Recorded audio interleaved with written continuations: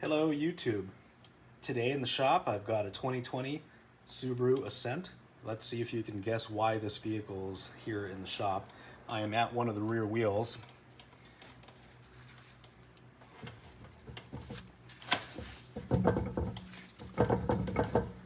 So no, the lug nuts are not loose. This vehicle's got about 42,000 miles on it, roughly, and unfortunately it has eaten both rear wheel bearings. So I've already done the other side, just thought I would bring you along while I did this side. So let's get started. So the first order of business is to raise the rear end of the vehicle so that the wheels are off the ground, as you can see. Once the wheels are off the ground, I like to put the vehicle into parking brake service mode, which is what retracts the pistons in the rear calipers. Some people may say that that's not necessary, but I just like to err on the side of caution. Since I have a bi-directional scan tool, I like to just go ahead and put that in the maintenance mode since I'll be removing the calipers for the job. Anytime I remove the brake calipers on something that has electronic parking brakes, it's always a good practice to put it in the maintenance mode before you touch anything. Next is to disconnect the negative side of the battery. That way we don't have any electrical components active. Again, that's just a safety precaution. And from there, we can start working on the wheel bearing here. We'll take the lug nuts off. 19mm socket's what's needed. And if you're lucky, the wheel will just come right off. Now we will work at getting the brake caliper and caliper bracket off. It's held in with two 19mm head bolts here. There's one up top here. And the second one is right here where my finger is. So we'll remove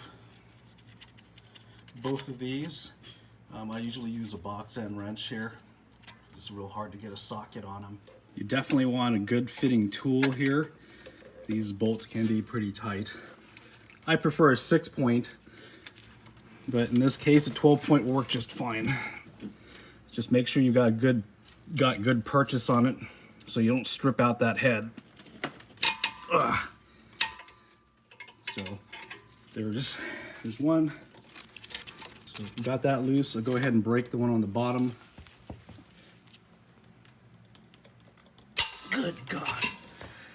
All right.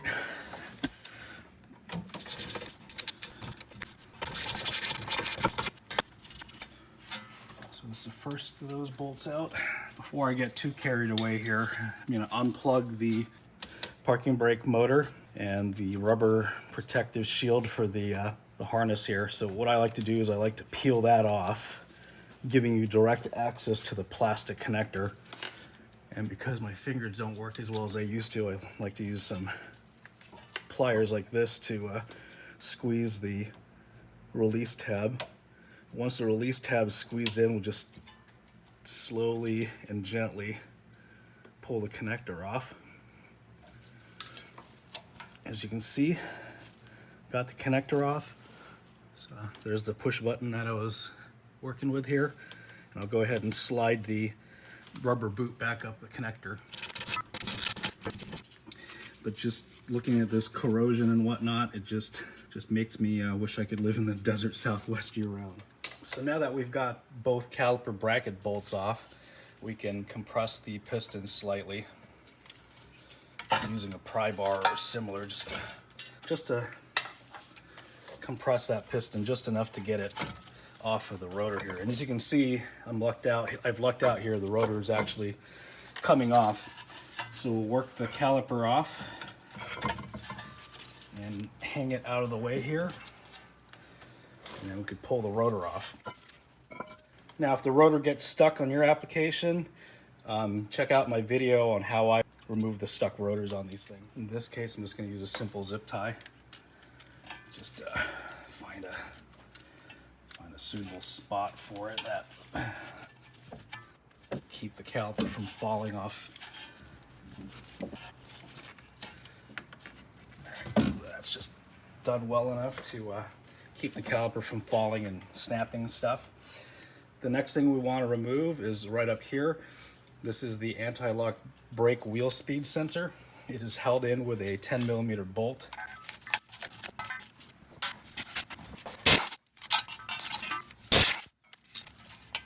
Okay, so just gentle pressure.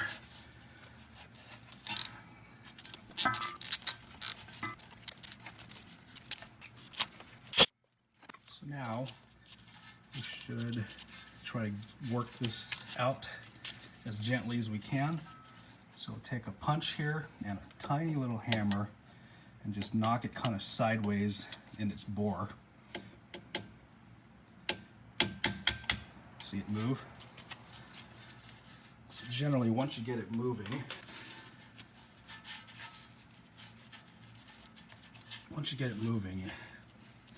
they come out just fine. This is a good time to inspect it. Sometimes these get chewed up when the bearings wear out.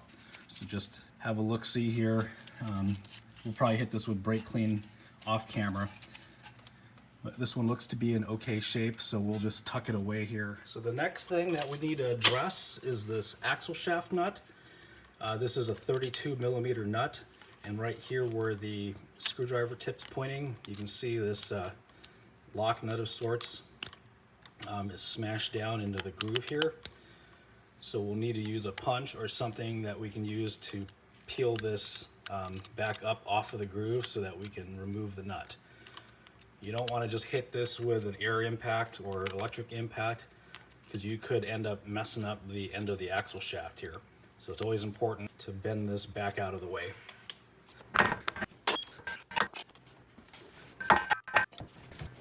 So as you can see, this is now bent out of the way, and we'll hit it with an impact gun here. So the next thing you want to check is to make sure that the axle shaft moves easily in here. If it does not, it's time to squirt it with some lubricant like PB Blaster or Aerocoil. So the next order of business is to remove the bolts holding this wheel bearing assembly to the knuckle. The back side of these bolts are seen right here through these holes. I like to give it a good squirt of something like Aerocoil, not a sponsor. But here in Alaska, where we use a lot of road salt, and as well as having salt in the air, every little bit counts. We'll let this soak up, and then I'll move the camera to the back here, as you can see. And those bolts are 14mm, or at least the heads are 14mm. So I'll go ahead and grab a 14mm socket and a flex head 1/2-inch drive breaker bar, ratcheting breaker bar, I guess.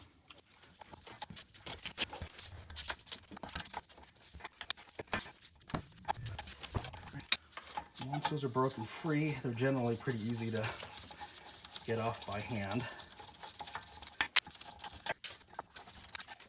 So we're back to the bench here real quick, just so I can illustrate what I'm going to be doing.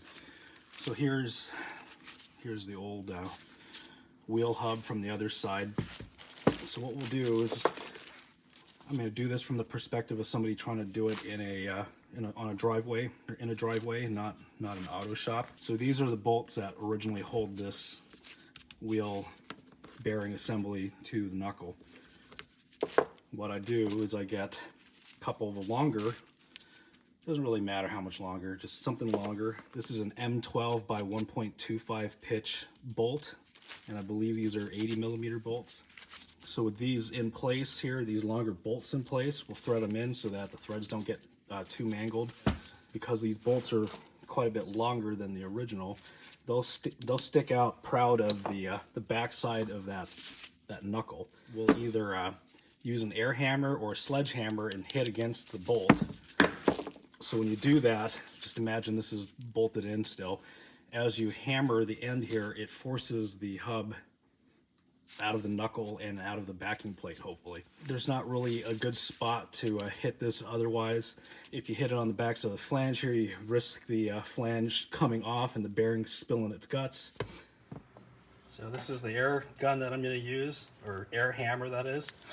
I'll get you a view from this side as I hit the two sacrificial bolts from the back.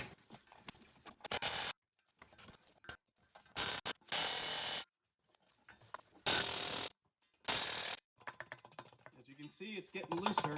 Just keep alternating sides. And like that, it's out. Unscrew these sacrificial bolts. So there we go. Sacrificial bolts that can be used for another time. So by the way, that's a trick that I learned from my Jeep days. That's a good way to get the unit bearings out of a Jeep. So from here, as you can see, the wheel hub is still attached to the backing plate here. That's not a big deal. We just need to remove the 12mm bolts that hold the parking brake harness to the backing plate.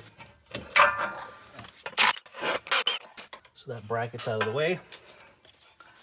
And now we can take this whole piece over to the wood pile so I could support the backing plate and get the bearing out of the way.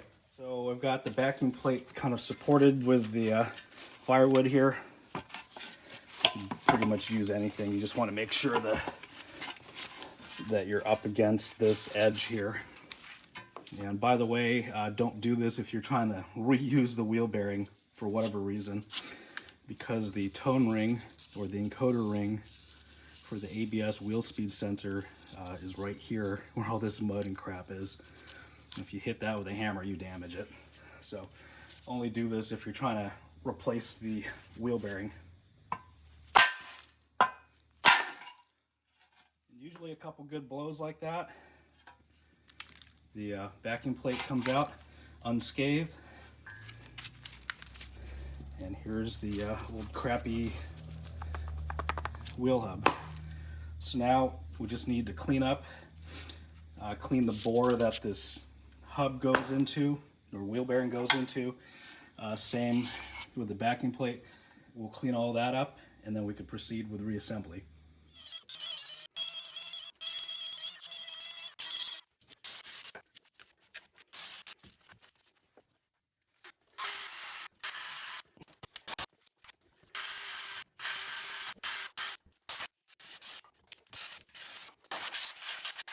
So now that I got everything cleaned off here, optional step, especially for those of us in northern climates or anywhere where road salt or natural salt is an issue, we can put a little coating of anti-seize on the flange surface here, as well as the bore where the new wheel bearing hub will sit.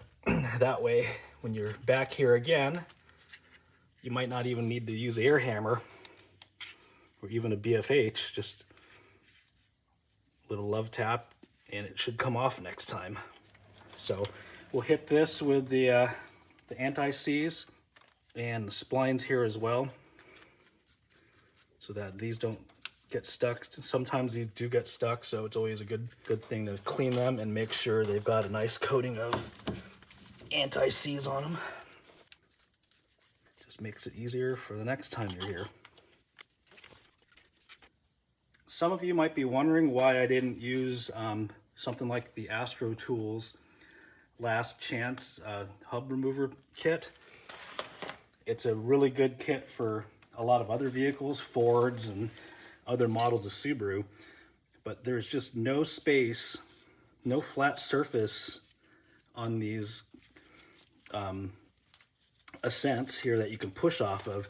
So you end up damaging the backing plate because there's just nothing here to push off of. It basically requires a bolt to have a flat surface, and there's just not a single flat surface here other than what the wheel bearing assembly bolts to. So that's why I went with the Jeep method where you bang the sacrificial bolts out from the backside. I'd like to take a quick moment to tell you about one of the places where I like to get service information for the vehicles that I work on. eManual Online. This has been a great resource for me. They have manuals for many makes and models. This manual is pretty comprehensive. There's 8,831 pages of information available here. And the nice thing about it is you can get it in electronic format like I have here, which gets you a searchable PDF file, And the nice thing about that is you can use your computer to search for specific things so you're not thumbing through all 8,000 pages of the manual. And in this case, I already got the page number for the wheel hub assembly. So we'll just go ahead and click the OK button after inserting the page number, and boom, we are right here to the rear wheel hub unit bearing procedure for removal. I'll scroll through here real quickly just to not take up too much time. But as you can see, the steps outlined in the service procedure are here in the manual, as well as the torque specs for the bolts that we remove and will be reinstalling. And it even shows some special service tools that dealership technicians have available to them for this kind of a job. Check out the video description. I'll have a link to eManual online, as well as a discount code that you can use if you are interested in the manual for your Subaru or any other vehicle that you might be working on. All right, so now on to the easy part, reassembly. Basically just reverse of how we removed everything. Here's the new wheel bearing that we are using today. We elected to go with the made in the USA Timken bearing. Just the owner didn't want to go with a factory Subaru, wanted to have it go out again in 40,000 miles. So we decided to give this one a shot. So basically got this backing plate mostly cleaned up. We're just gonna line it up with the hole here. And unlike the other one that came out, this one's fresh and clean. So fresh, clean, no corrosion to speak of. So we'll just offer everything back up, being mindful to not damage this reluctor wheel or encoder wheel. It's just a magnet and it's pretty fragile. So just line it up like so. All right, so that's normal. I'll just screw on the axle shaft nut so it just doesn't fall off. And from here we'll prep the 4 bolts that come in from the back side, and we'll start reassembling. All right, so I got slightly ahead of myself there. Forgot about this bracket that holds the parking brake wiring. It's a little bit more difficult to get to it once everything's bolted together, so it's just best to snug it up now.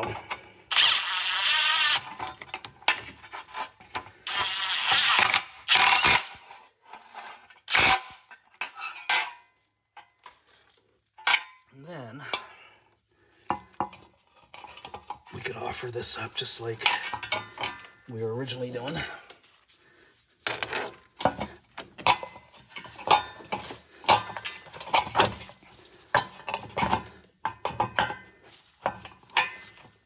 So a good practice on these bolts is to use some medium strength Loctite. And the nice thing about it is when there's a coating of Loctite on the bolts, it takes up the void where corrosion can build up in the threads. So these crusty Subarus, I tend to like to use Loctite just for that reason. So then we'll get all 4 bolts tightened down. So we'll get that all snugged up here for you.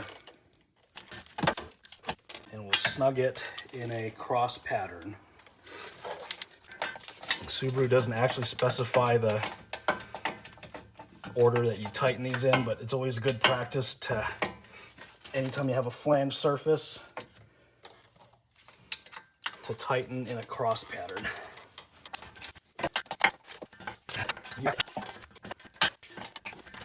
So I'll go grab my flex head torque wrench and we'll tighten these up to the specified torque, 62.7 foot-pounds or 85 Newton meters.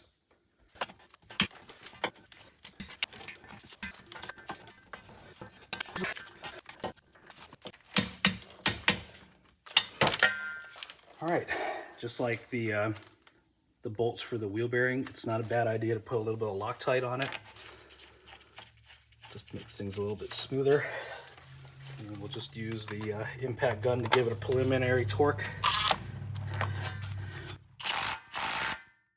Okay, we just got snug there. We don't want to go crazy with the impact gun, so we'll use something like a pry bar against the hub here, and then we'll tighten this to 177 foot-pounds, which is roughly 240 Newton meters.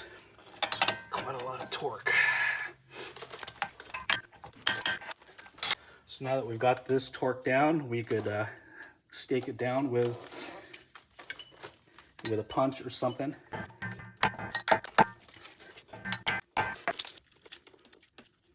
So this thing's staked down. All we have left is just to reassemble the rest of the brakes. So I like to use a little bit of fluid film against the brake rotor flange surface here. It helps keep the rotor from sticking. Although that wasn't an issue on this particular car. On either side, the rotor came off just fine. The wheel on the other side actually got stuck, which is kind of funny. Just a little coating, doesn't take a lot. You could also use the spray formula, which is fine. I'll go ahead and dabble this here so it just keeps that from corroding too much. Give this poor Subaru a fighting chance, because we all know how they unfortunately like to get all crusty in our environment. So now we'll offer up the old brake rotor. The customer elected to not do brakes just yet. So just use a spare axle nut to hold the rotor in place. And now we just need to put the caliper back in. All right, so we got that zip tie cut off, and now we're just putting the brake caliper back on. And then same deal with the caliper bracket bolts. Put a little bit of Loctite for good measure on them.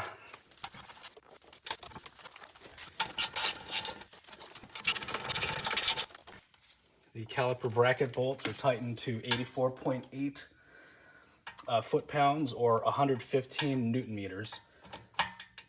Might be a little difficult to get this half-inch drive torque wrench in here, but it just barely sneaks in. So that's snugged down. Now we can plug in the electronic parking brake till we hear it click, which is good. Now the last bit of labor is to put this wheel speed sensor back in its hole. So we'll go ahead and clean the sensor with some brake clean.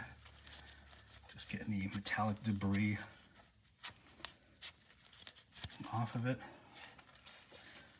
We'll just use a little bit of that fluid film. I don't like to use anything metallic here. Like Anasys has nickel in it, or copper, depending what version you're using. Stick this back in its hole, then line up the bolt hole, and we'll stick the 10mm bolt back in it. All right, I'm getting tired. I haven't had my dinner yet.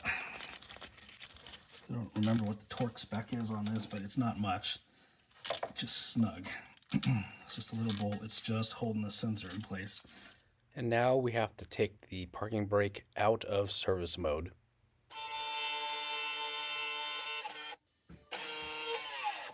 All right, we're in the home stretch now. Just got to put the wheel back on and tighten the lug nuts. So let's get this back in here. Let's see if I can do this with you guys in my way. Quick tech trick is if you have a deep socket and your Subaru lug nuts go too far in and you're getting frustrated trying to get these little acorn nuts started, put a couple of nuts, you know, same size 19mm nuts in your socket to take up space, and then your Subaru lug nut will stick out a little bit proud, and then you can start the nuts a little easier. Sometimes you got to take out one.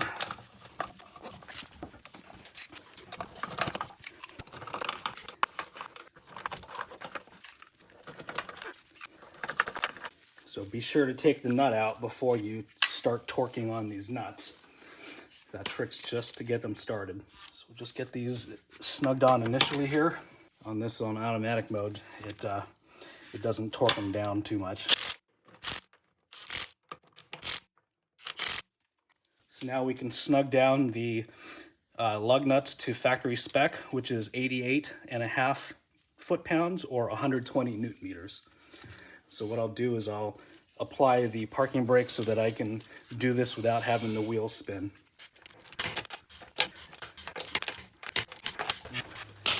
So since this wheel hub has brand new wheel studs on it, it's a good idea to drive the car for about 50 miles and re-torque the lug nuts. You might find that they might loosen up a little bit. And whatever you do, please don't put any sort of lubricant on the threads or anti-seize. They're meant to be dry.